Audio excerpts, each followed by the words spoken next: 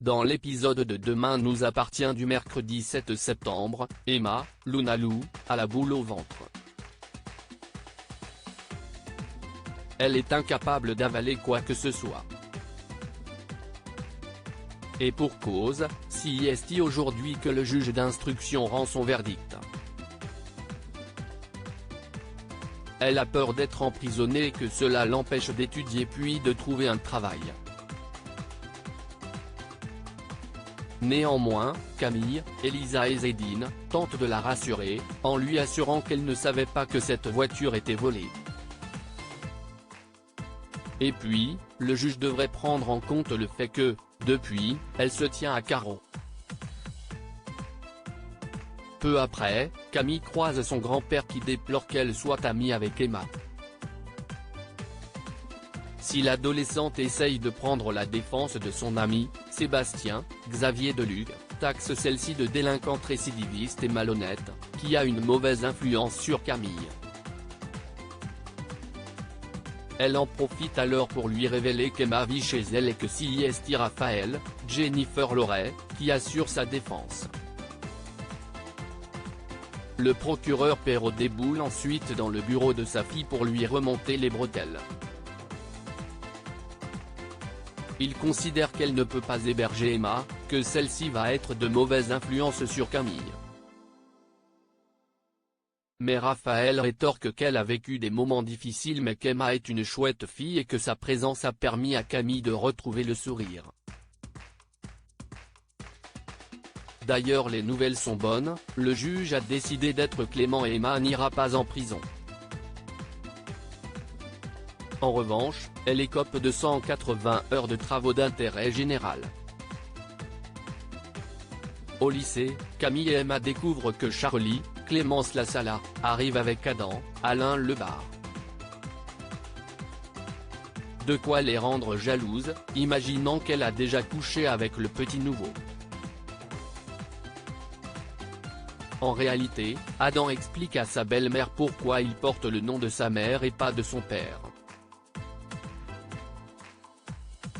Si est parce qu'il en voulait énormément à François, Emmanuel Moire, d'avoir mis un terme à leur vie de famille. Et s'il est parti de chez sa mère, si est à cause de son redoublement. Celle-ci a eu peur que ce soit de sa faute car elle ne le cadrait pas assez.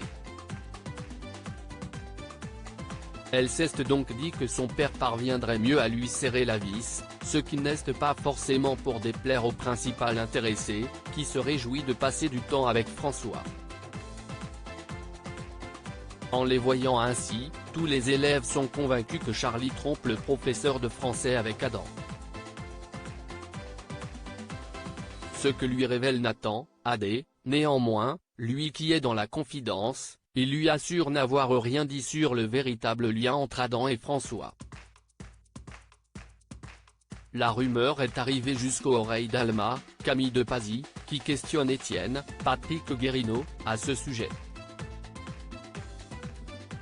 Mais ce dernier l'informe qu'Adam est le fils de François.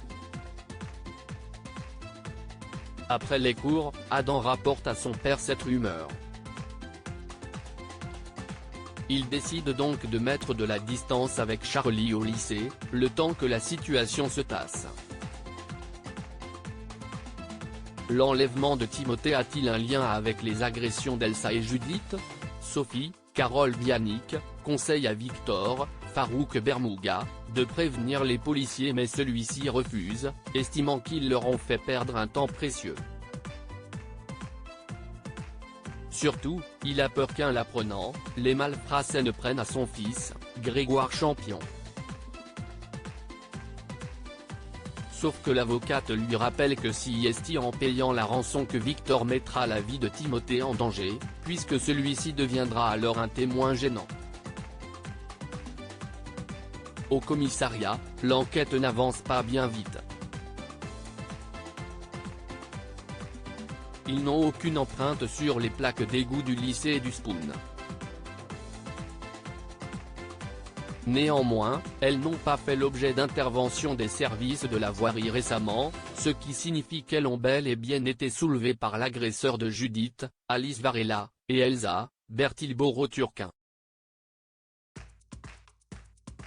Aurore, Julie Desbazac, a interrogé un égoutier qui a un casier judiciaire pour agression sexuelle mais il a un alibi, il travaillait, ce qu'ont confirmé tous ses collègues.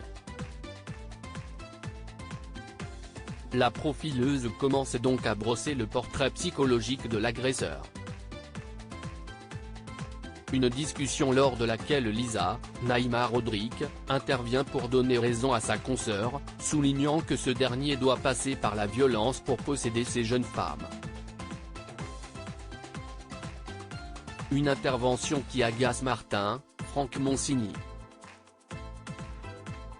Mais il n'a pas le temps de répliquer puisque Victor débarque, remonté à bloc, pour leur montrer la demande de rançon. Au même moment, dans la planque où est séquestré Timothée, la musique s'arrête enfin. Le malfrat, avec une voix brouillée, lui dit que s'il veut que cela s'arrête définitivement, il devra faire tout ce qu'il lui dit. Judith craignait cet instant depuis son agression.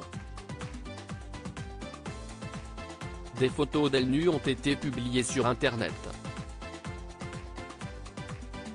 La jeune femme est dévastée mais elle peut compter sur le soutien de Jordan, Maxime Lelu, qui lui conseille d'éteindre son téléphone et lui promet qu'il n'ira pas regarder ces fameuses images. Martin se demande si l'enlèvement de Timothée n'est pas lié aux agressions d'Elsa et Judith mais Sarah, Camille Genot, et Georges, Maël El Ajaoui, pointent du doigt le fait que les modes opératoires ne sont pas les mêmes. Damien, Adrien Robe, lui, arrive avec la certitude que le ravisseur de Timothée est anglo-saxon du fait du lettrage sur la demande de rançon. Lisa souhaiterait apporter son aide à Martin dans cette enquête mais il refuse prétextant vouloir suivre la procédure. Il est 18h. Si est-il l'heure choisie par le ravisseur de Timothée pour recevoir sa rançon. Victor porte une oreillette et des policiers en civil ont quadrillé le lieu de la transaction. Sauf que le ravisseur a déjà 30 minutes de retard. Victor est plus que jamais anxieux. Après 2 heures d'attente, Martin décide de lever l'opération au grand désarroi de Victor qui craint le pire pour son fils.